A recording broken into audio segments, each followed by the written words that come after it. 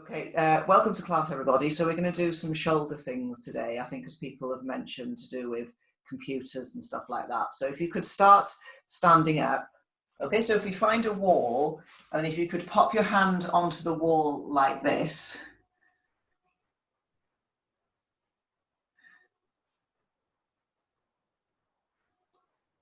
And then if you start by turning yourself towards the wall, but keeping the hand down, and then walk away from the wall so it opens up here. And it might be uncomfortable to start with, and it also stretches the nerve. So some people find the heel of the hand won't go down. So just do the best you can. So a turning, this is not so much the important way for today, this is the important one. So a turning away from the wall, opening out the shoulder. For the moment, we'll just let the head go where it wants to and just focus on the shoulder. What often happens is that when you get to about 3 or 4, you can turn a bit more. So I can turn a bit more now without it being really uncomfortable. Go back towards the wall.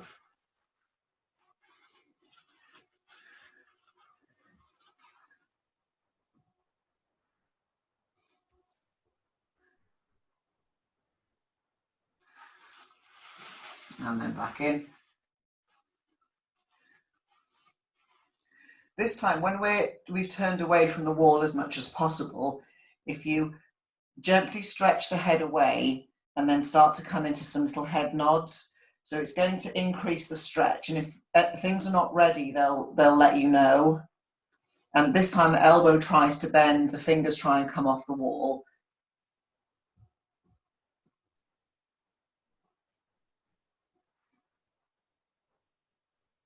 Okay, then if we could restack the head.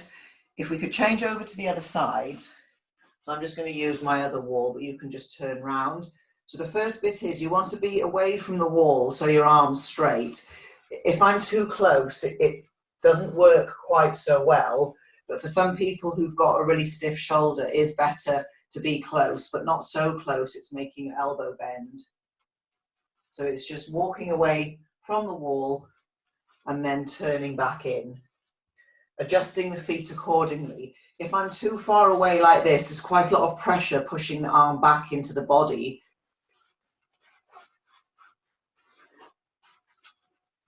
Although for some people, the pressure here makes them push away from the wall, so they get extra stretch. So you play around with the foot position.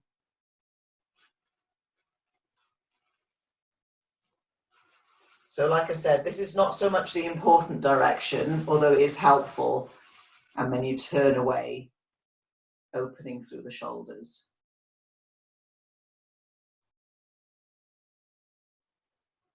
And just wait for things to start to settle. Just going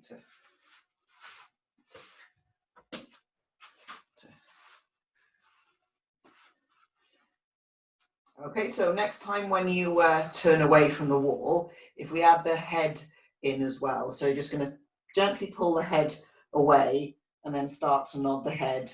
So this is my tighter side, so I can feel the elbow trying to bend, the body trying to escape from the stretch. So I'm going to walk a bit closer, push away, and then start again. So nodding the head, pulling it away. And then with the hand behind the head, you can do some little head nods as well. If it's really uncomfortable, just leave the head nods out for now and just focus on the stretch. But usually it starts to let go. Because the head is attached to the neck, something really, really important. The neck can be a little bit funny sometimes, so the body's quite protective of the neck. Okay. If you get pins and needles in your hands, sometimes you have to come away from the wall, shake out until they go away. That can happen sometimes as well. Okay, great. So if we could pop one hand behind the back, then if you tip the head over to the side and put your hand onto your shoulder bone here, and we're just going to focus on this bit first of all. So you're going to push the shoulder away and down, and then start to do a little head circle here.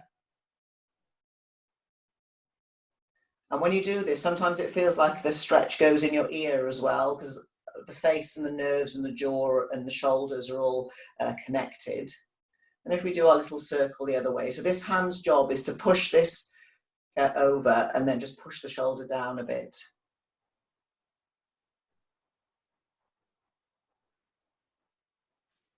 Good. Okay, if we swap over to the other side, so hand behind the back, hand onto the collarbone here, and push and then drop down a bit.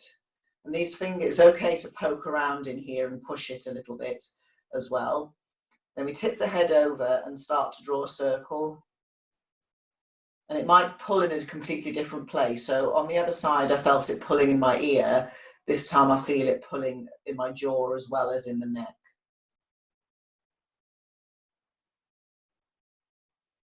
Okay, and if we go the other way.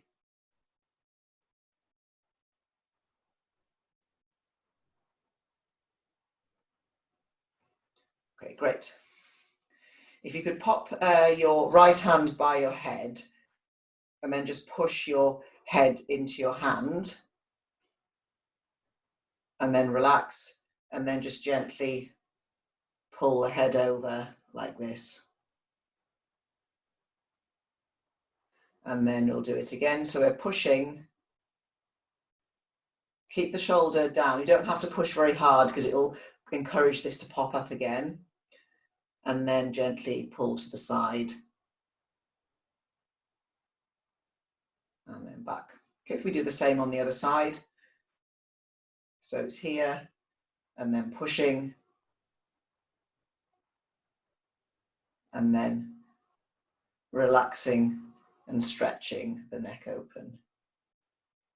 So opening this gap here, like you've got a really giant dangly earring that you don't want to touch the shoulder. And then back, so we're going to push into the hand. So it's sort of warming the muscle as well as doing a little bit of neck strengthening. So necks can be weak as well as tight, particularly if you've got a really long neck. It's a little bit more vulnerable. And then we come over.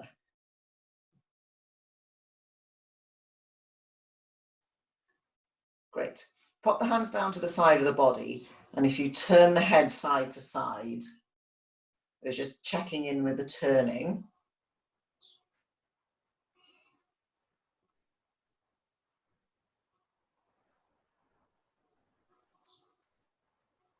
Great. To open out the front of the chest, behind your back, you're just going to do this, so it's like a little basket. So we have a little basket behind the back, and we pull the shoulders open. If you can't get the hands together, sometimes grabbing a sock, because it's quite short, and holding either end of the sock will work as well. So you open the shoulders like this, and pull the shoulders together. Pull your little basket off your bottom, and take a couple of breaths in and a couple of breaths out. So sometimes it's a little bit creaky as it opens up round here. And for some people, if you've got lots of moisturiser on your hands, because we obviously have the hand washing thing going on and people that use more moisturiser, the fingers slip apart. So as I was saying, if you can't do it with the hands because they keep slipping, you get a sock, hold the sock like this, and then pull the sock away. So I've got the hands really close, so it's opening a different way. Okay, good. Now if we relax the shoulders, and if we could interlace the fingers and then push the arms away like this.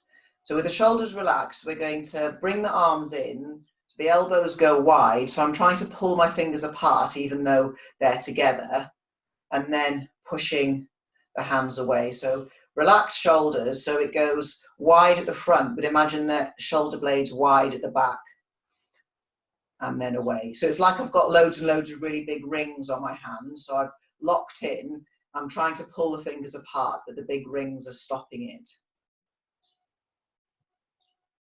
If you've got very long fingers, it's harder because they slip apart. If you've got kind of big joints in the fingers, they tend to stay together. So I'm pressing away, shoulders down, and as I bring the arms in, I'm sending the elbows east and west, so sort of stretching the fingers a little bit as well.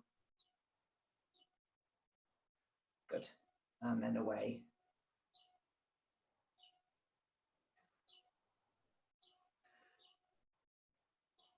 Great. So the next bits, I'll have to come a bit closer to show you. So you're going to put your thumb in like this and then close around the thumb.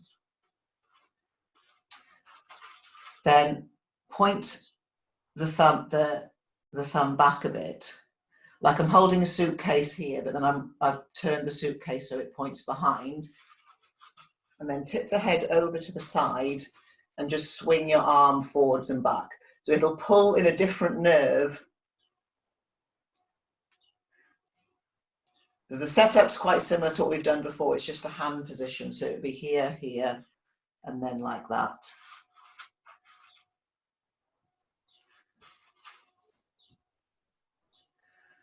Okay, good. Then if we do the same on the other side, so it's bending the thumb over, wrapping it up in the fingers, then the angle here, rather than holding the suitcase here, it's pointing the suitcase back.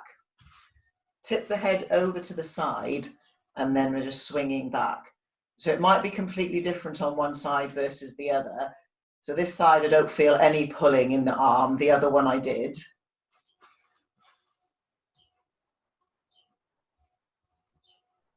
Because thumbs get used differently now with more sort of WhatsApping and texting and things like that. Okay, very good. If we do another nerve stretch, a slightly different one, so we'll give the shoulders a little jiggle.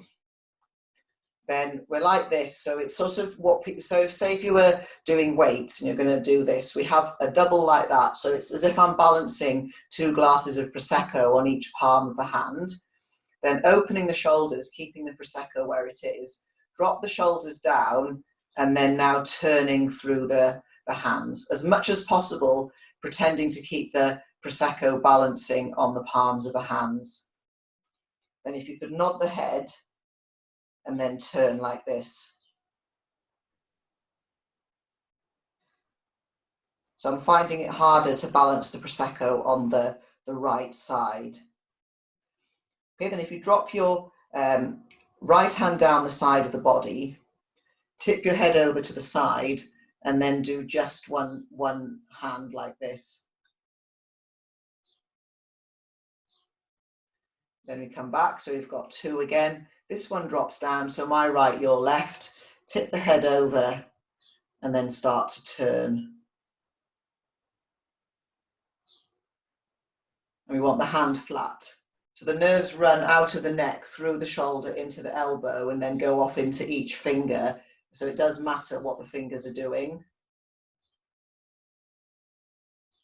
I just did that. So you want our arm back like this. The arm will try and sneak in front to escape being stretched. So you have to open a bit and then be here. Lovely. If we give the shoulders a little roll again, if we come into this position here, so it's like a 3-pronged fork, and your head's the P on the middle prong. If we just go forwards and backwards like this.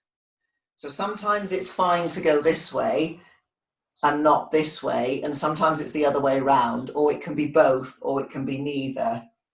So it's like this. So from the P on the fork position to this one here. And sometimes the shoulder with a problem in it starts to make funny noises, and sometimes it doesn't. We're just checking in with it. If it's stuck, it's stuck. We'll work through different positions. Okay, great. If you bring the hands down to the side of the body, then if you pretend there are doorknobs here, and we're going to turn the shoulders in and out. So we've got fully in and then fully out. Turning our doorknobs here.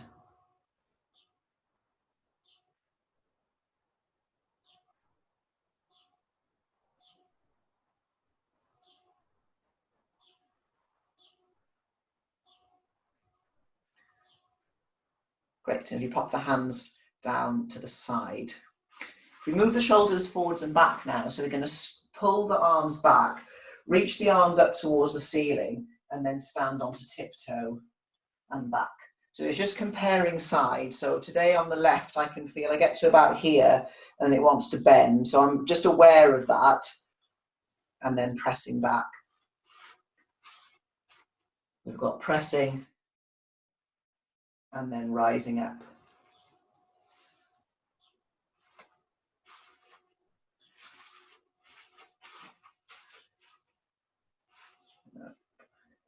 So you can breathe in or out on the way up.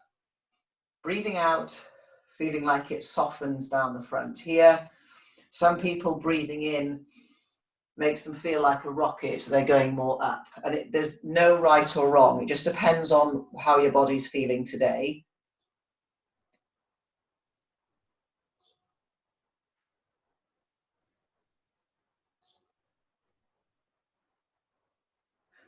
Okay, very good.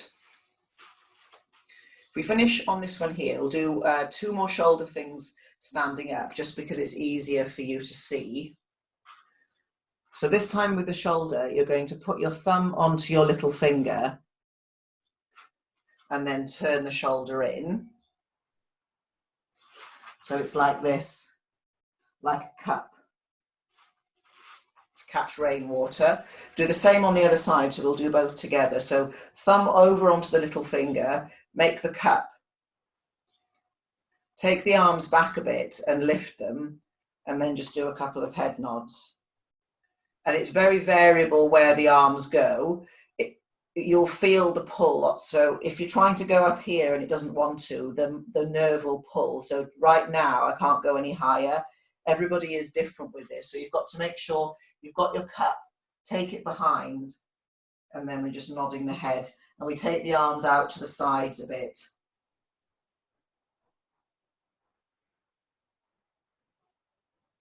Okay, good. And then if we finish on that one there. If you could bring yourselves down onto the floor, please. Then from all fours, if you start with the hands like this and the thumbs together, and it doesn't matter whether the hands go on the floor or not. We're just doing this position. So we've got the hands and thumbs touching for a change. Sometimes we do it out here. This time we've got the hands in like this. I'm just going to do some really tiny circles. If circles are not going to work, just stay where you are. You can sway side to side a little bit. That's sometimes instead of a circle. So when you do all those nerve stretches, they also wake up all of the muscles that move the joints. So it makes things like press-ups or body weight bearing easier because the muscles are already awake. Okay, if we bring our hands down onto the floor,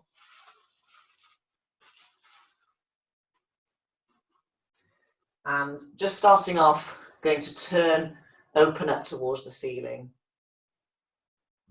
Because the shoulder and the neck has a big relationship with the upper back. So when it doesn't move properly, it affects the shoulder. So we're checking in with the turning of the upper back. So breathing out and comparing side to side. So I know my right shoulder and neck are tighter at the moment. When I want to lift the right arm and go up, it's not going where it usually does. It can usually get to the ceiling. And then back. It might be completely different for you, or it might be stuck in somewhere else.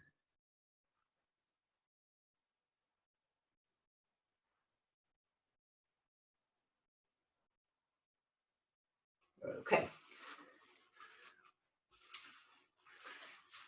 Good. So if we let the head dangle down in gravity, so it's just allowing the neck to stretch. So pretend you're a unicorn and you're using your horn to draw a circle on the floor. So I've let the head dangle down.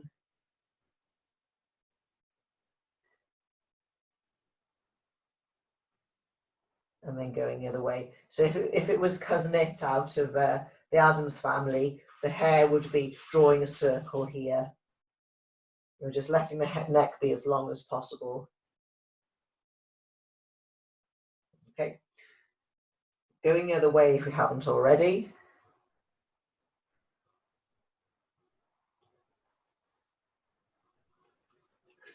Good. So here, if we now come into washing machine or skipping rope, so this time the upper back goes round in a circle like this. So it's like being the Kraken in the Kraken wakes, and people are living on your upper back. So you move to the side, make a hill, boot them off, back down, and then more people come back onto the back again. So we go to the side, lift, and then down. So there'd be like things or civilization or something living on your upper back. So you go to the side, make a big hill, boot it off, and then back. But also we go down as well. So there's a valley and then there's a hill like this. Then if we go around the other way, so it's the same. So we're rounding and going up. So it would be a valley, then a hill, a sideways hill, a sideways valley, a valley, and a hill. We're also doing a little bit of shoulder stability because you have to do this with the shoulders as you do it. So we're just making sure the shoulders are away from the ears.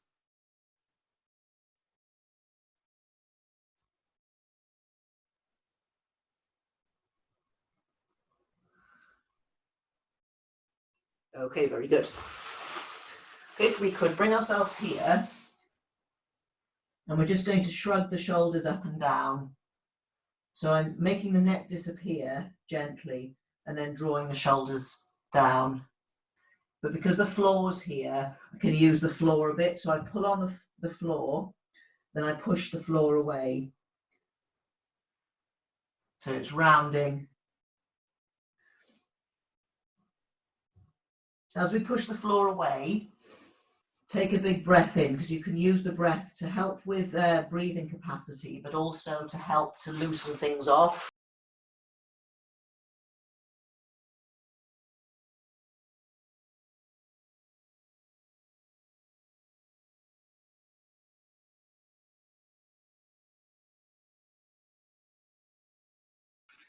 Okay, so we're in our all fours position.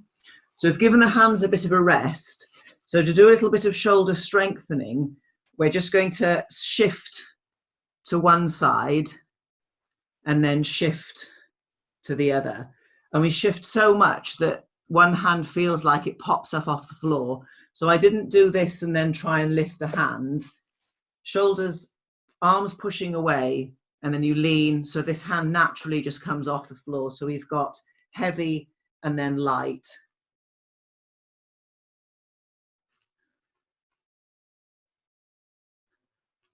And I'm staying as high up as possible.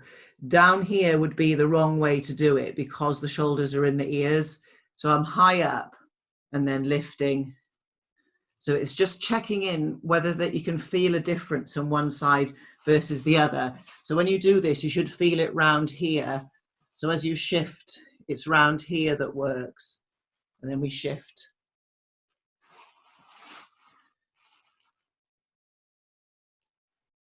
So it's a way into doing single hand balances. So making sure that they're about the same both sides.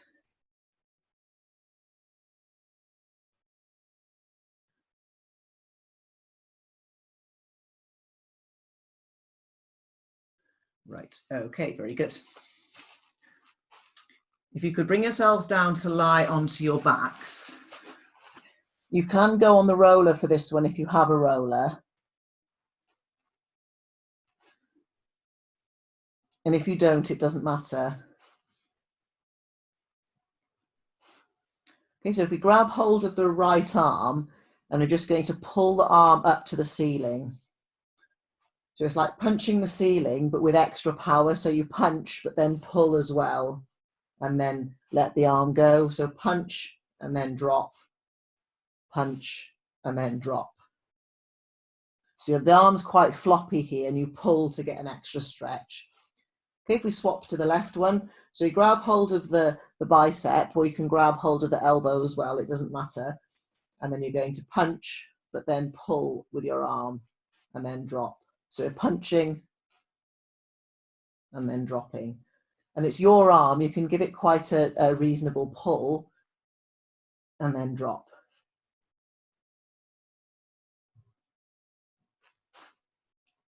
Okay, good. So if we do something similar in another position, so we're going to grab the elbow, take the arm over the head like this,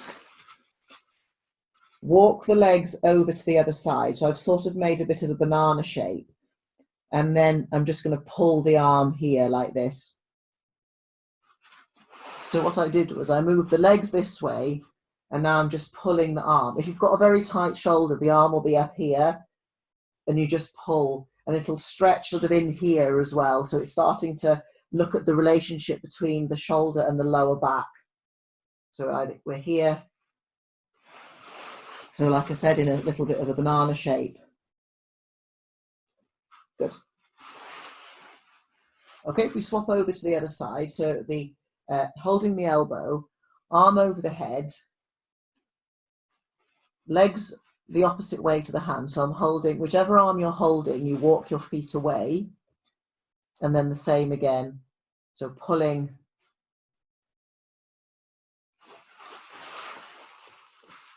would be here. And like I said, if the shoulder's tight, you just pull like this.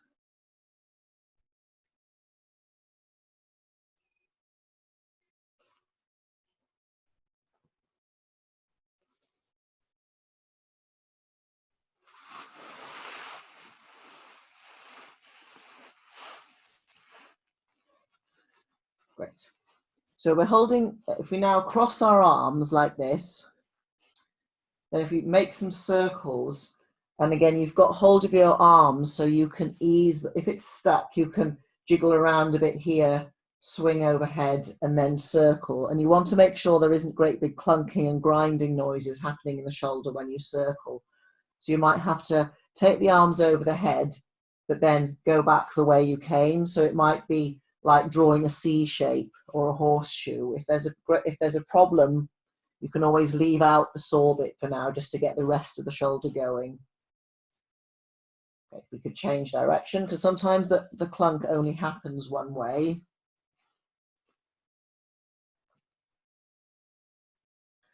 And this time there's the opportunity to pull the arms over the head, like making your armpit longer.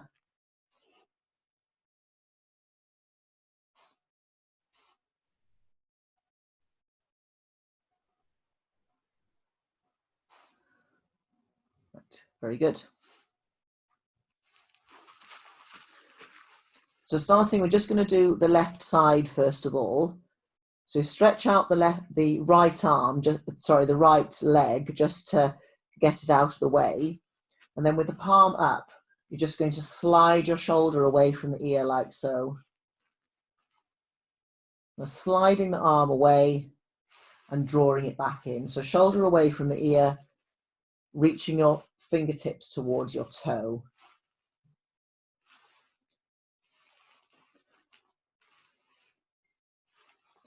So fingertips and toe tips going the same way. Obviously you won't touch your toe, but we're aiming to make the arm as long as possible. Okay, let's try sliding with the little finger side now. So it's like karate chopping the floor position and then sliding.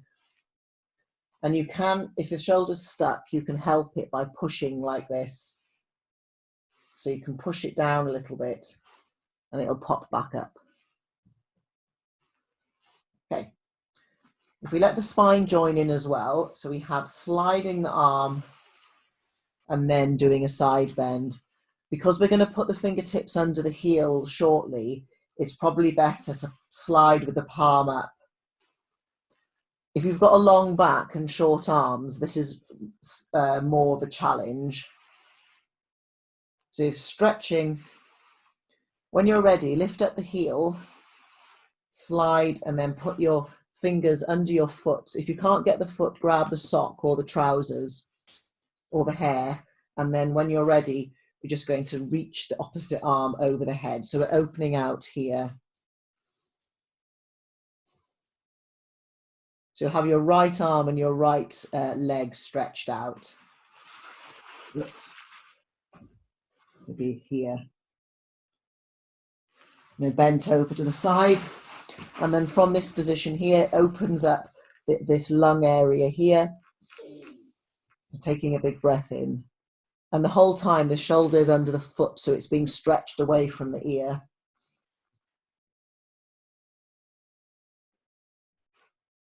Okay, great. So when you lift up your foot, usually that happens because then the hand comes out. If we could swap over to the other side. So left leg straight, right leg bent. And then you're going to start the whole thing again. So we're just doing the arm first. So it's sliding the fingertips towards the heel. So the fingers are actually trying to get towards the toes.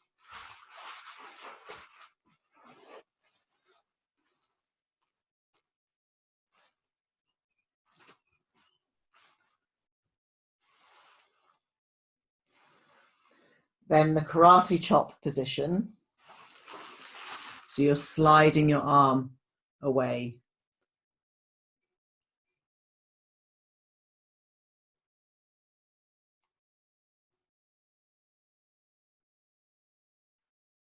Right, good.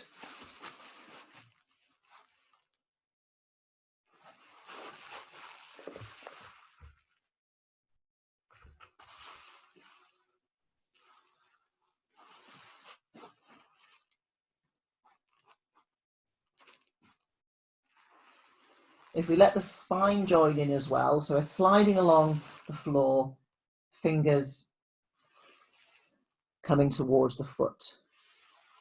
So letting the spine join in as well. Then when you're ready, lift up your heel, hand under the foot, hand under the foot, and now we stretch out the other arm.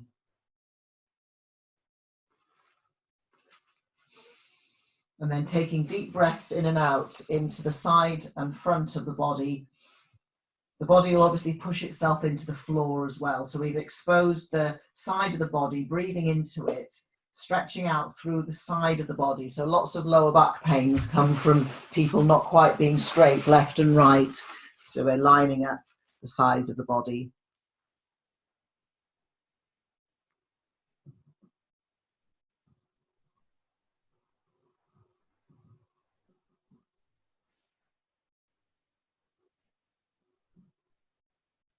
Okay, very good. So on the floor now, without a head pad or the roller, if you want to put your feet on the roller, if you've got one, you can. But as you know, it can make the bridge harder rather than more helpful. So either with our feet on a roller or the feet on the floor, no head pads. We settle into the feet and then lift the hips up into bridging. So we're starting to address this area here, the front of the hip. And then to come down, if we snake ourselves down, please, and then lifting back up. And snaking down.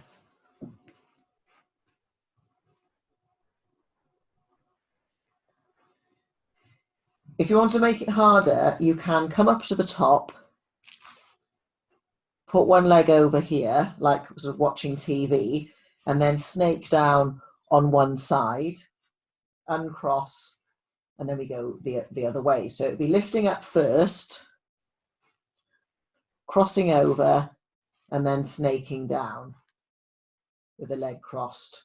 If you can't get your leg to cross over, you can lift up, lift one leg and snake back down so that you're working one leg more than the other. If it's annoying your back, balancing on one leg in a bridge, just carry on with what was working before. So it'd be snaking down. So like I said, it would be lifting up, breathing in, watching telly position, and then snaking down. Up in a straight line, breathing out, crossing over. So the tighter leg side will have trouble climbing on the other leg. And then we snake ourselves down.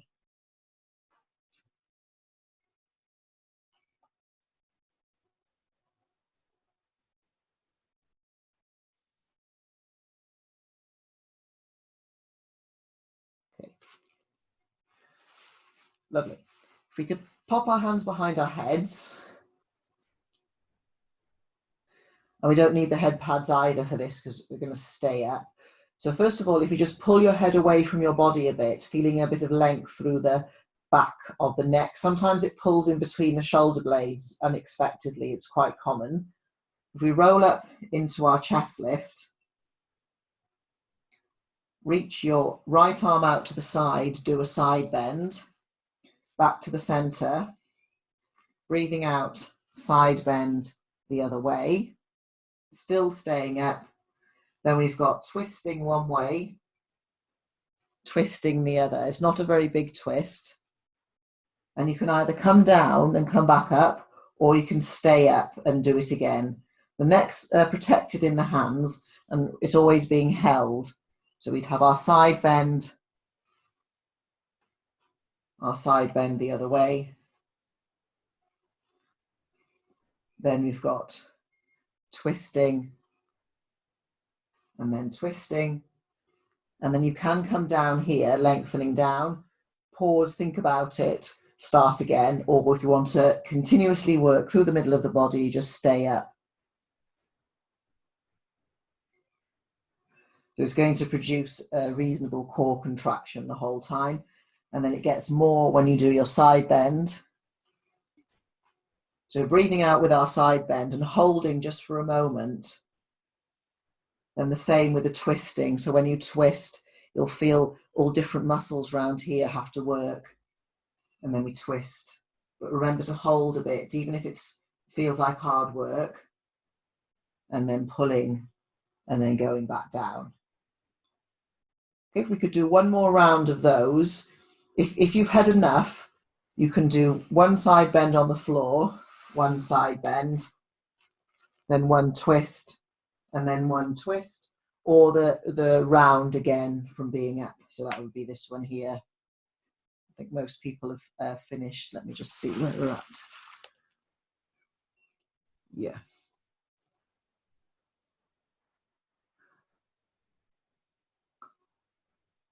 Okay, very good. So when you've finished, if you pull the knees in towards the chest, just so I know that you've finished and I'm not rushing when people are not ready.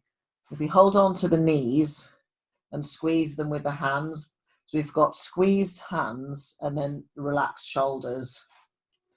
And if we start to circle through the hips, you haven't done very much for the legs. So it's stirring round. Then if we could stir the other way.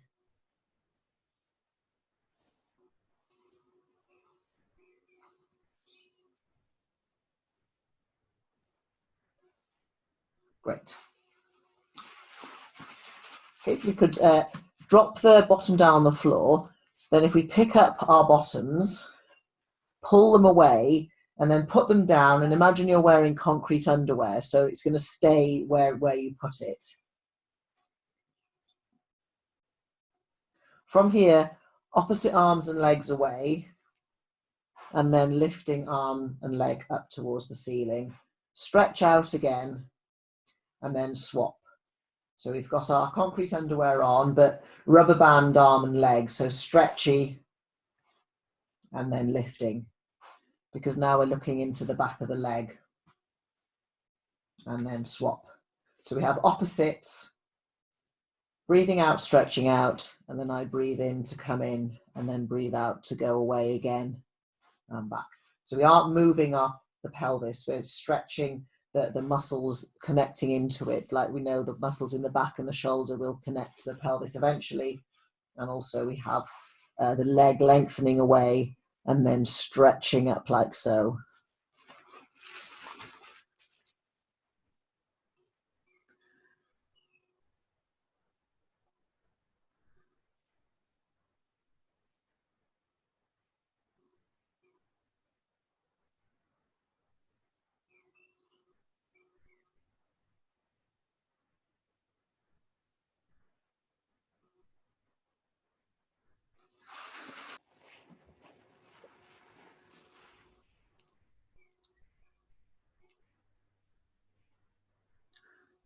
Okay, very good.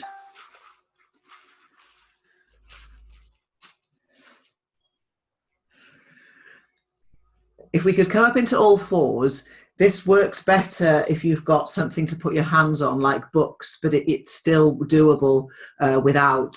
It's just slightly different. So it looks like a press up, but isn't really a press up. So if we start with our hands wide, then bend the elbows, but then turn like this. Like I want to put this front of the shoulder part of the body on the floor, and then come up a little bit and then turn. So the aim is to stretch what's in here.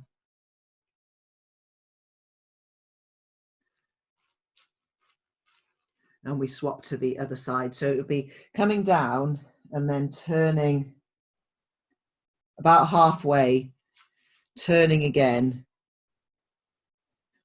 Use the legs to take some of the weight, because when it's tight in here, it doesn't want to stretch. So you can sit back a bit, lower down. So if you're looking at your left hand, you're putting the front part of your right shoulder towards the floor. It doesn't touch the floor. Back halfway, use the legs if you need to take the weight out of the shoulder, and then twist again and down.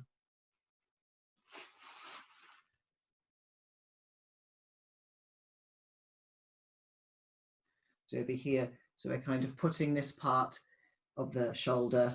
So we want to open up this front bit here.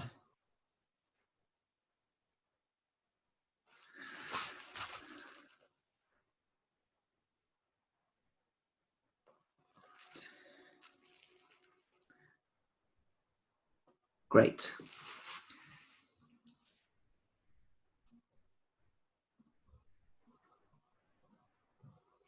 Okay, if you could finish on this one here.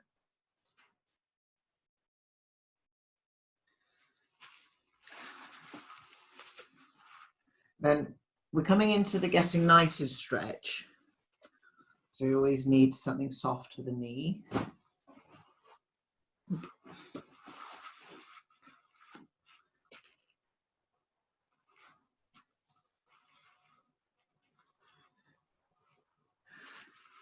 When you do this, you want to make sure that your heel's in line with your bottom, because the leg tries to escape from being stretched. So when we're here, mine wants to go off there somewhere, so I have to make sure that it's in line first, and then come into the getting knighted stretch. So we're just doing a little bit of a check to make sure that the leg's in the right place. It's easier with the toes tucked under because there's less slipping. Then here we're going to grab hold of the front leg and just go forwards and back.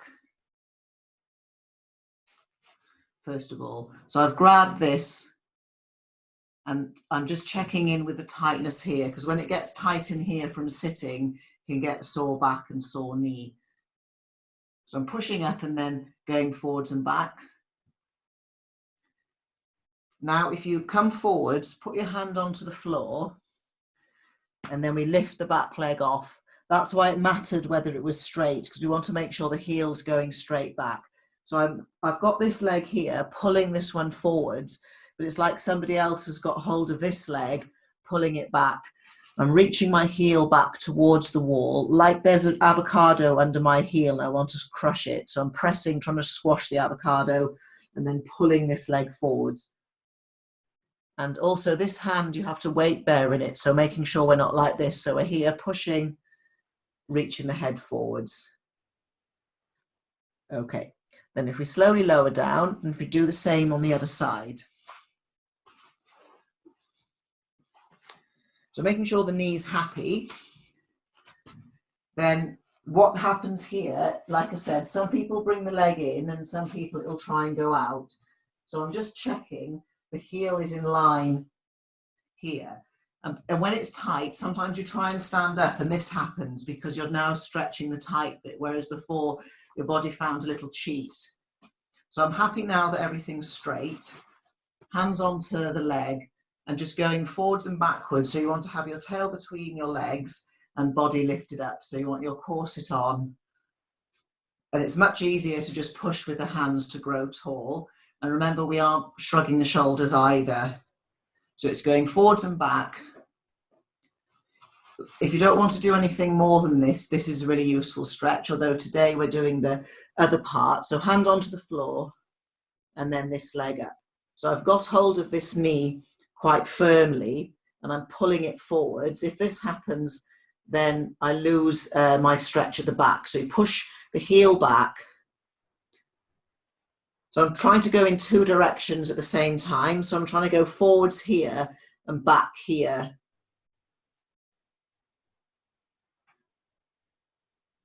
And then we get, it'll pull where it's tight. Some people it's the inner thigh, some people it's the back leg.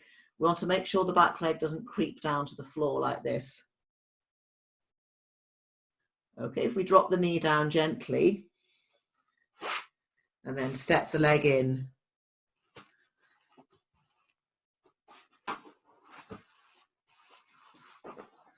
Move the pad that you were using out of the way if you don't plan to use it for lying on your front, although some people do like the towel or the head pad.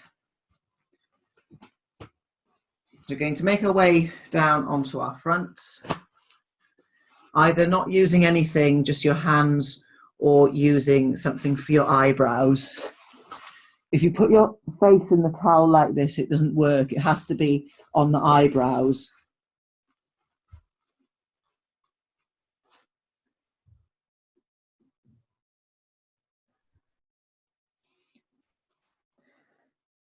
Okay, so once you've got comfortable, if we pop the tops of the feet on the floor, like I've said lots of times, if you get foot cramps, sometimes you have to be on the ball of the foot, or you can use another rolled up towel behind the ankles to stop that from happening, or help to relieve the ankle.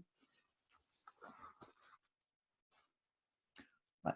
So here it's got different parts to it. So we're going to start with putting our left ear onto the left hand, and then put the right arm out of the way because it'll get distracting. So we've got the right arm down the side of the body and looking at the left fingernails. And when you're ready, you're going to pick up the head and the arm and then go back down. So the hand is there for like a platform for the head, and you lift. So we see whatever is at our side and the tips of the left fingernails. Forget about the right arm, just stretch it away. So we're lifting and then lowering.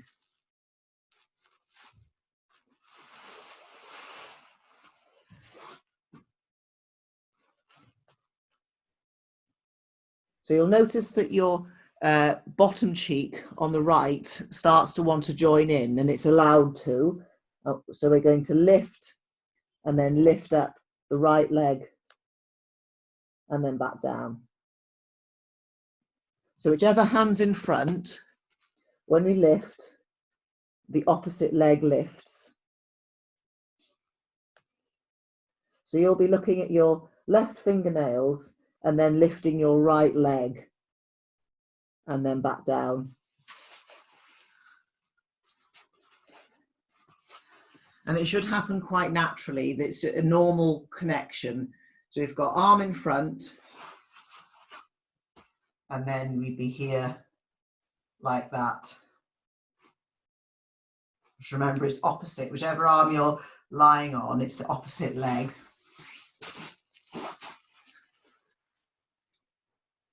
Great. Okay, so if we do the same but the other way, so it's the normal setup.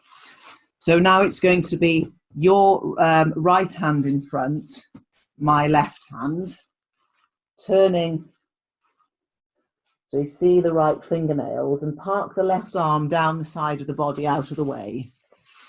So it's the same but going the other way. So you might notice that the neck's different on one side. You might have your nose in your hand or your eye socket rather than the cheek and the ear. And we start off just the top end.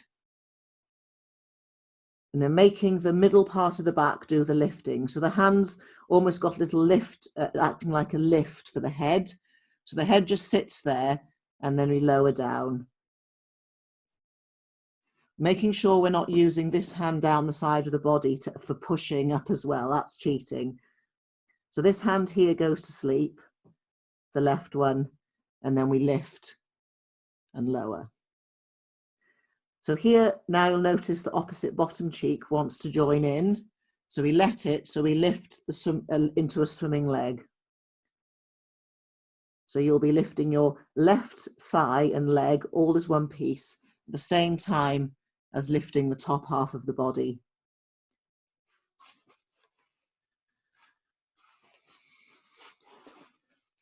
Because it involves lying with your head turned for a while, if you know your neck gets really upset at that, you have to lift your head and turn it side to side a bit, then put it back down again. It's not supposed to do that, the neck. It's just when there's something already wrong with it, it doesn't like being in one position for ages. So you have to get around that by lifting, shaking the head and back down.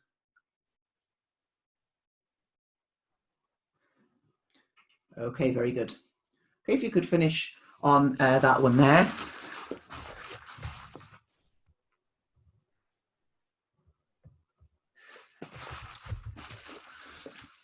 Okay, lovely. So if we start to make our way up into standing, so we're going to come into a stretch here, and it just depends on you. Some people can't do this anyway because they can't get back.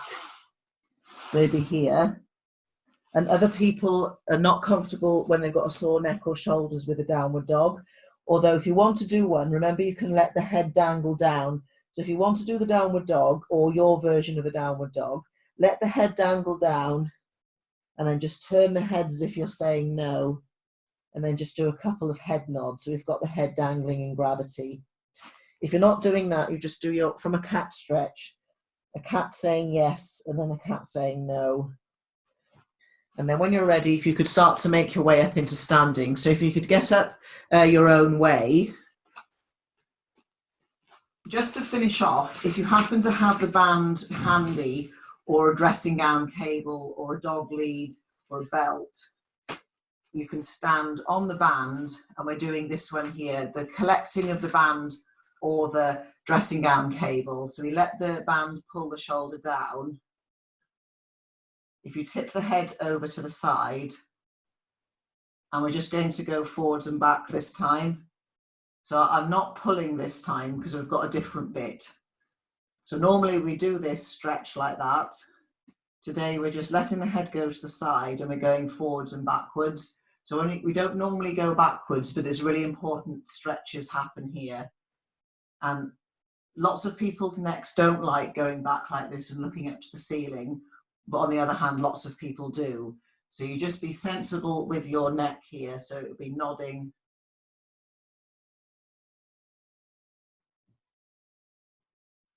Okay, if we swap over to the other side, so if you didn't have the band or anything handy, and it's in another room, it's worth doing this just to finish off. And it doesn't have to be anything complicated. Even a towel will work. So it's just something you can hold on to that pulls your arm down a bit. So we allow the band to stretch the shoulder. You don't want to make the band really tight. So it's sort of this continuous battle with the band. It's sort of here. Then tip the head over, and then we've got nodding forwards and back. So band pulling this way, and the backwards part's the slightly different bit. So I feel it pulling in my jaw again on this side. So jaw tension plays a big role in neck issues as well.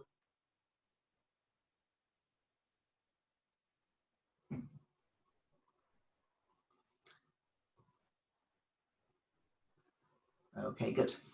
If you let go of the band, there is a special stretch for the jaw that you need something like a carrot for, or a candle or a cork. But I'll just show you with a finger. So it can be either 2 fingers or 1, and it looks stupid, but it's really helpful. So what you do is you get your finger or your carrot that's the right size, open your mouth so it stretches, and then you stick the cork or the carrot in your mouth, or the parsnip. So you make the jaw open, stick the fingers in. If it's very tight, only 1 will go in. And what happens is it stretches the jaw with the mouth open. And like anything, if you try and put something that's too big in, it'll really hurt. If it's too small, it's not quite the right stretch. I'm just showing you for if you do get lots of jaw tightnesses or neck issues from the jaw. When you do it with your fingers, obviously the teeth bite, but it's just to give you show you how to do a jaw stretch, because it is something that makes a big difference, even though it seems very simple and obvious. Okay, so if you take your fingers out, and then you can move the jaw side to side. If you're not comfortable out doing it just yet, you can do it in private, particularly if you really struggle to open the mouth, or you know you've got a tight jaw on one side, so you can play about with it so it's safe. Okay, so thank you very much for coming, and we'll finish there.